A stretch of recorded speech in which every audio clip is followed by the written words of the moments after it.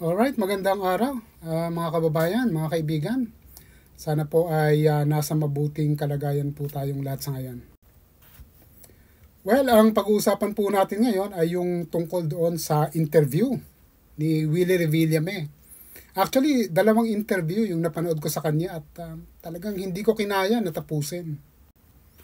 Yung una ay kay Katunying na kung saan natanong siya, no? Tungkol ito sa magagawa ni Willie Revillame sakaling siya ay mahalal. At syempre, alam naman natin ang trabaho ng isang senador, no? Yon ay mag-craft ng batas, maipasa, at upang ito ay makatulong, no, sa kung ano man yung pangangailangan ng mamamayan at ng bayan. At ang naging tugon niya ron ay yung pagbibigay, no, ng tulong sa mga mahihirap. Okay? Na pwede niyang magawa kapag siya ay nahalal bilang senador.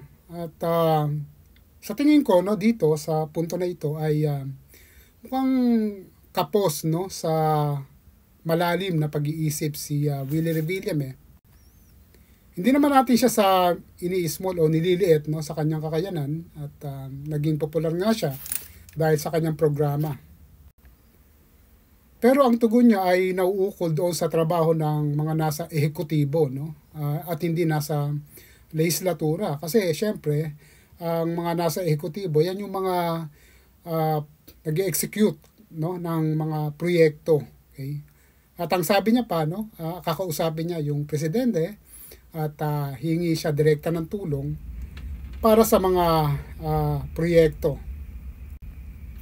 Which is of course very wrong. No? Tama nga yung sinabi ni Yusek Claire Castro na maraming mga senador o ilang mga senador ang tumatakbo na hindi alam ang kanilang trabaho. At ang kanyang pangalawang interview, no, eto hindi ko talaga kinaya to. No? Yung tanong ng isang reporter sa kanya na kung ano yung batas ang nasa isip niya o pwede niyang i-craft, no, at maging batas.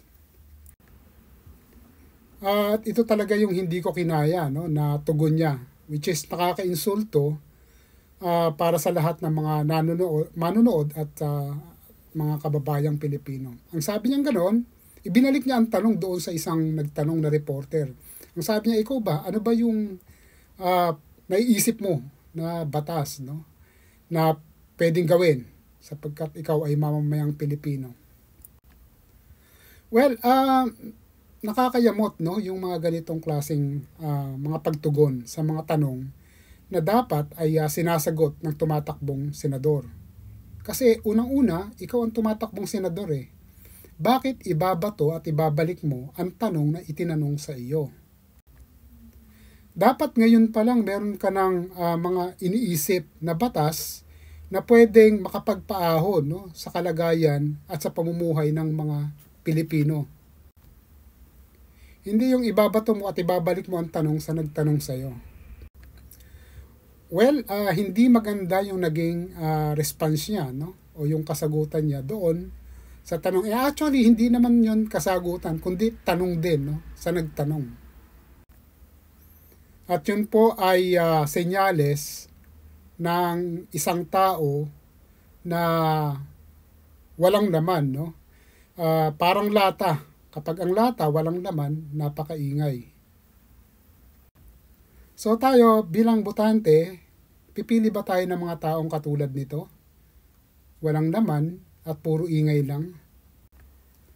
So sana ay matuto na tayo, no, sa susunod na eleksyon na bumoto ng tama at wasto. Okay? Mga senador na talagang may kapasidad at kakayahan na maglikha ng batas para sa ikaangat ng pamumuhay ng mga Pilipino.